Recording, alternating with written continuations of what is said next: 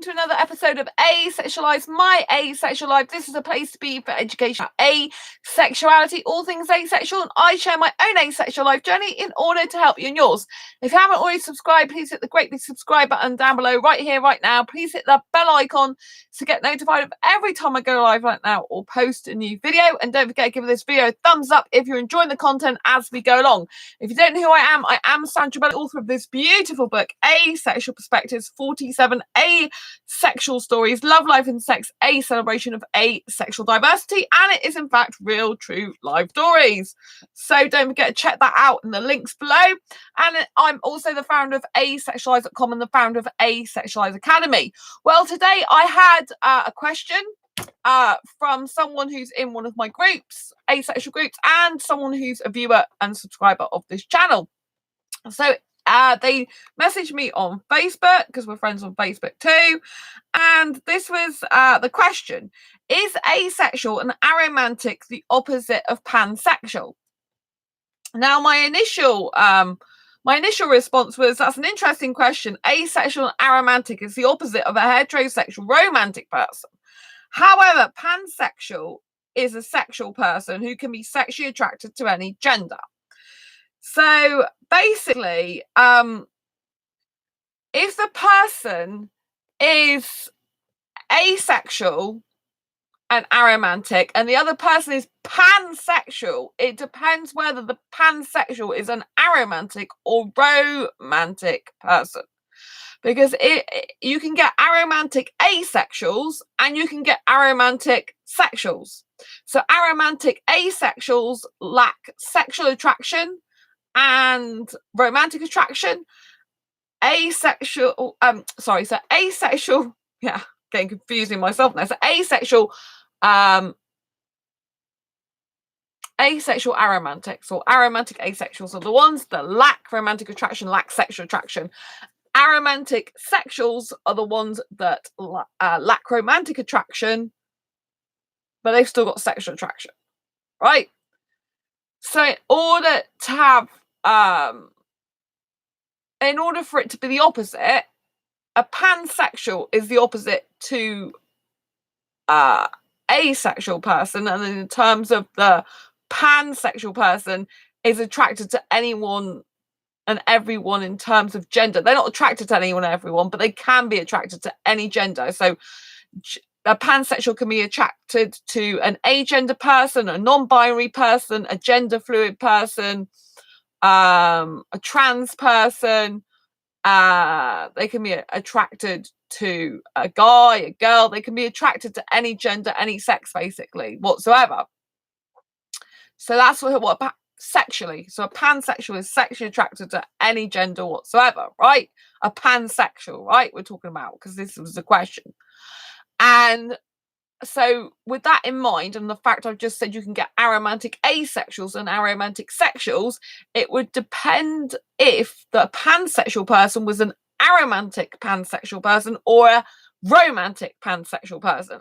If the person was a romantic pansexual person, then yes, they would be the opposite of an aromantic asexual person, in the sense that a panromantic person would be attracted to, theoretically can be attracted to anyone and everyone in terms of gender. They can be attracted to anyone and everyone sexually, and asexuals aren't. Well, obviously it's a spectrum, but if you like pure asexuals, the ones that are fully asexual, don't experience any sexual attraction at all, they, you know, so the pansexual will be opposite to the asexual in that respect, right? Then in order for them to be the opposite of aromantic, which is lacking romance, lacking romantic attraction, they would have to be romantic pansexual, not an aromantic pansexual. Because if they were aromantic pansexual, they would both be the people would both be aromantics. You could have an aromantic asexual and an aromantic pansexual person, and their romantic orientation would be the same, but their sexual orientation would be different. So the asexuals would lack the sexual attraction, the sexuals would experience sexual attraction. So the romantic orientation and the sexual orientation can be different. This is where asexuality gets very, very confusing, even for me sometimes. Because, you know, like, some people identify as, for example, a heterosexual homoromantic. So that means if someone's a heterosexual homoromantic, it means they would be attracted sexually to the opposite sex, but they're attracted romantically to the same sex or gender. So, yes, I'll go through that quickly again. So if someone's heterosexual, for example, hello Andy, nice to see you. Sorry. I'm deep in my conversation trying to remember what I'm going to say. It's really lovely to see. I haven't seen you on this channel for a while. It's really nice to have you here. So yeah, so if the person, what was I talking about? So if the person's a sexual person and they experience sexual attraction, that's a sexual orientation. So you can have someone who's heterosexual, for example, attracted to the opposite gender or sex, and then you can have them being homoromantic too, as in they're romantic attracted to the same gender or sex. So some people identify as sexual and asexual in orientation, which just gets very, very confusing. Very, very confusing. Because their sexual orientation and their romantic orientation can be different. Thanks. Is that a common thing, to be romantically attracted to one gender and sexually attracted to another? No, it's not common. It's not in the great scheme of the normal world we live in common. In asexuality, it does crop up sometimes, but it's not, I wouldn't say it's common within asexuality, but more people are coming into the community that sometimes identify as sexual and asexual, which I just think is very, very difficult. And it becomes very difficult because the person is still like, so if someone's heterosexual, even if they're romantically attracted and homoromantic, they're still at the end of the day heterosexual. Do you see what I mean? So it does get very confusing, I think, because obviously if someone is identifying as a sexual and an asexual all at the same time, really it's like, which is the most dominant one? I mean, if you're a heterosexual because you're still, you know, you're not fully asexual because you're still sexually attracted. Do you know what I mean? So if you're a heterosexual person, you still experience sexual attraction, you're still heterosexual. Do you know what I mean?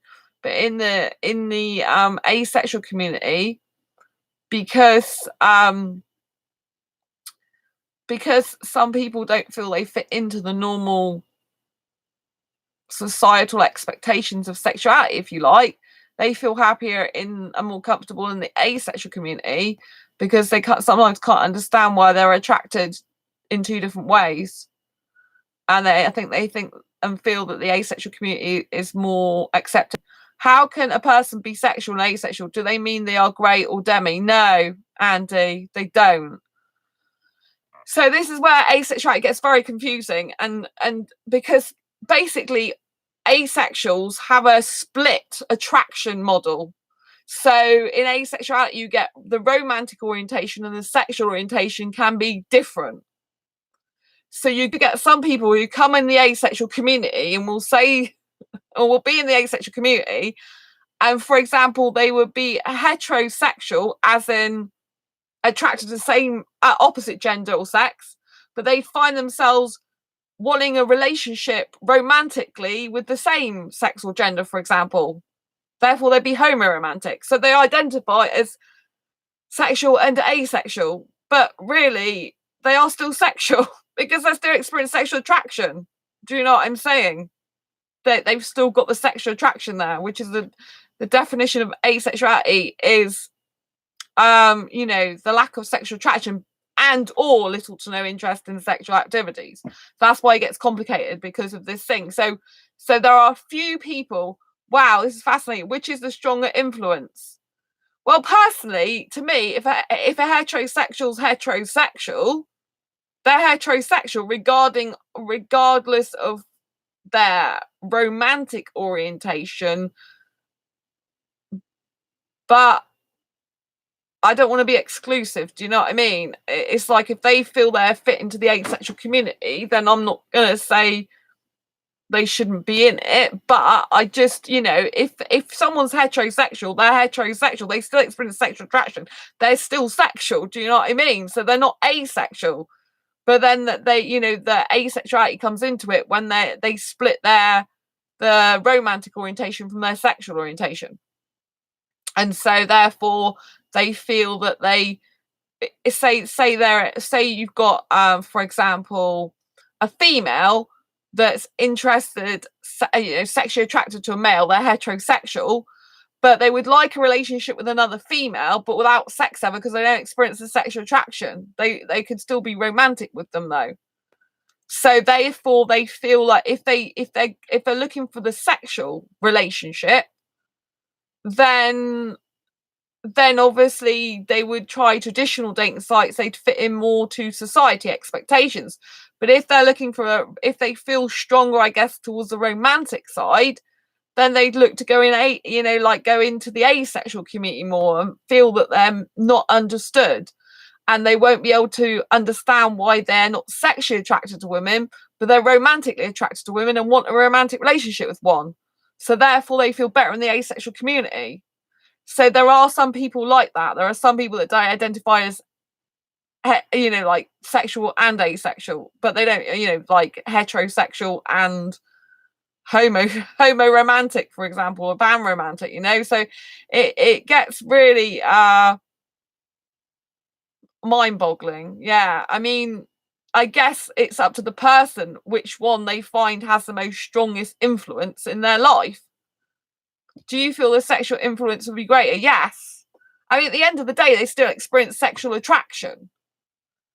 So, I mean, sometimes, so obviously, the sexual attraction varies from person to person. So they could feel I guess, stronger romance than sexual attraction. However, if someone came to me and they said they were heterosexual and homoromantic, I would still class that person. You see, it's not up to me to define who they are, but I would still say they are heterosexual. They still experience sexual attraction, so they still are not. They're definitely not fully asexual, obviously, because they still experience sexual attraction. So and you can't kind of ignore the rest of you. Do you know what I mean? You can't ignore the fact if you were heterosexual, you couldn't ignore the fact you're heterosexual and just you could consciously decide to focus more on the asexual side, but you'd still be heterosexual. It wouldn't go away. Do you see what I mean? But obviously it's a delicate subject, it's not like I'm not in that position. I am very much just attracted to guys. I don't get attracted to women at all. It's a very delicate subject because it's not something I'm experienced myself.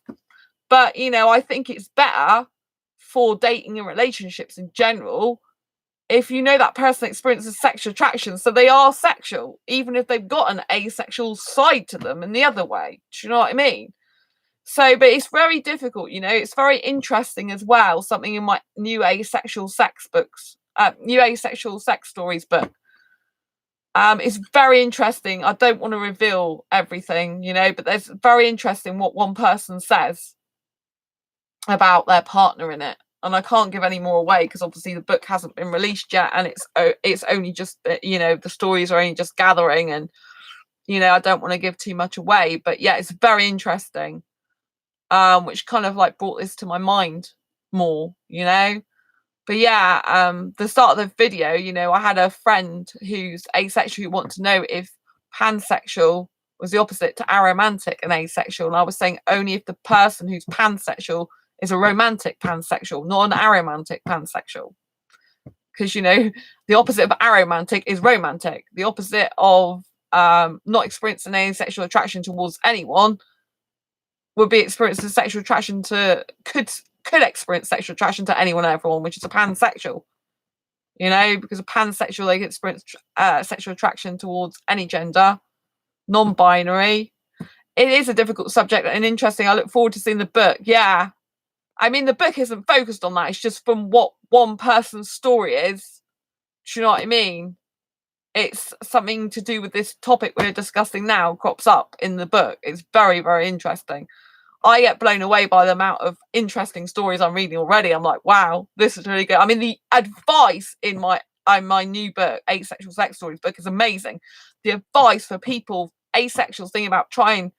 I look forward to reading all the stories. Yeah, the advice that asexuals give in my book about, you know, getting into a new relationship, you know, what to be aware of emotionally, physically, and mentally is really, really good. I mean, the advice is incredible. Thank you for the thumbs up, by the way. I really appreciate it. Yeah, the advice is just incredible. And I'm really blessed to be reading all these stories first, you know. It's really good. I really like the book already. I'm really into it. It takes some work to get it all like spick and span, you know, like backwards and forwards emailing a lot to get the stories um right in terms of the reader, how the reader reads it, you know.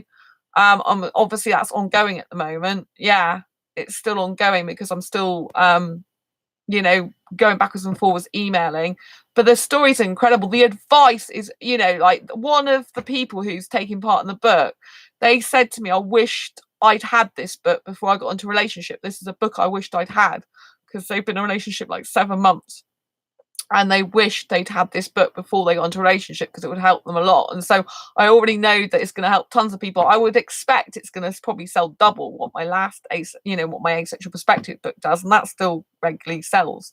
And so, you know, but I just think this book is incredible. It's an incredible collection of stories that are very, very insightful, that are very well thought about, the people who've written them. And you know, the giving advice is just, it's just what asexuals need. It really is, because like me and you agreed when we talked as friends before, that you know, there's a lot of asexuals that will get into relationships with sexuals, because obviously most of the population is still sexual, particularly heterosexual. So it's gonna happen to a lot of asexuals that they do end up being in sexual situations and sexual relationships, and it's really better if they've got a book first of all to read up about it, you know, to see what the pros and cons of it, to see what goes on, to see the details, the finer details, see, you know, whether they are going to be pushed into it, which they shouldn't be, and they can look out for warning signs of previous people's experiences, or whether, you know, they're gonna actually be okay and comfortable with it, and how to do that, you know. So I just think it's really, really good. I mean, obviously personally I think it's better if you're asexual to be with another asexual. In general, I think it's much better. I think it's gonna, in general, happier, safer, better. But you know, a lot of the population isn't asexual, so it leaves us wide open to experiencing sexual relationships even though we're not sexual ourselves. Do you know what I mean? So it's kind of difficult. But yeah, so a pansexual, I need to express as well, is the sexual equivalent of a panromantic. So you know all about panromantic, don't you? But a panromantic is someone who is asexual, romantic. So a panromantic is someone who is romantically attracted to multiple genders, multiple sexes. So yeah, again, non-binary, agender, male, female, transgender, you know, like any gender, basically, any gender, gender queer. I think I've said gender fluid already, haven't I? You know, any gender they can be attracted to romantically, you know. So when someone speaks about pansexual, that's someone who's sexually attracted to anyone and everyone, theoretically. Obviously they don't get attracted to anyone and everyone, but they can be, because it can be any gender, any sex. Yeah, and they'd be sexually attracted, whereas a pan romantic wouldn't be sexually attracted, they'd be romantically attracted, unless of course they're a heterosexual pan romantic, but we won't go into that. But yeah, so I always tend to like talk about romantic orientation in terms of asexuality, because that's what it's best known for. You know, when you talk about pan romantic, homo romantic, heteromantic, you know, that, you know, homo romantic, pan romantic, heteromantic, biromantic, you know, when I talk about them, usually it's language mostly used in the asexual community. unless they use a split attraction model where they then, you know, some people say they're heterosexual by romantic, for example. So, you know, it gets a bit complicated.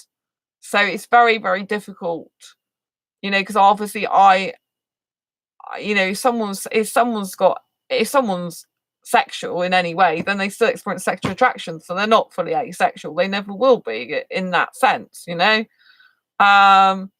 Obviously with it, asexuality being the lack of sexual attraction and or little to no interest in sexual activity, you know, that makes it even more complicated. But I think, you know, it's interesting that asexuals do use the split attraction model, which is not widely known in society. I mean, if it was widely known in society, you could have a lot of crossovers. Do you know what I mean? And then I think it would be very complicated because obviously asexuals, and for the main, don't experience sexual attraction.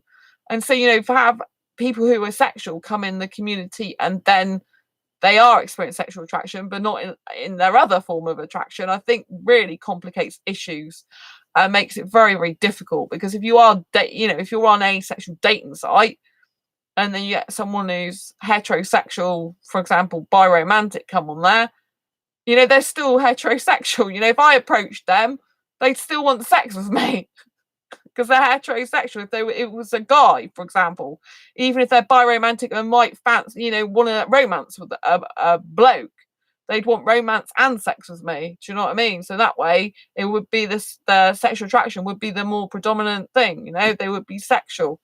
So, yeah, it gets very, very complicated, and sometimes in asexual groups, particularly on meetup.com, which is a place where you can meet different people in different groups, including supposedly asexuals. A lot of the asexual groups on meetup.com have got heterosexuals in them as well, because I've spoke to a number of them who've basically said, well, told me they are. But there's also in meetup.com as well, when you're going through the different groups, a lot of the time asexual groups are tagged with pansexual in them, but pansexuals aren't asexuals. A pansexual is someone who's sexually attracted to any gender or sex, like I said. So I don't understand why it's included in there, other than the fact they feel they're in the minority as well, because a pansexual tends to be in a minority. It's not seen normal by society to be pansexual. So that's why I think they end up in asexual groups, but they're not asexual, you know. A panromantic would be asexual, but a pansexual is not. Do you know what I mean? So yeah.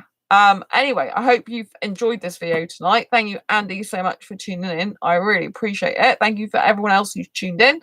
I hope this clears up any confusion. It might have confused you even more. If you've got any questions, comments, please leave them down below for me. If you need me to do any more videos on any of these topics, just comment down below and tell me what types of videos you want me to do, what more discussion you want me to go into.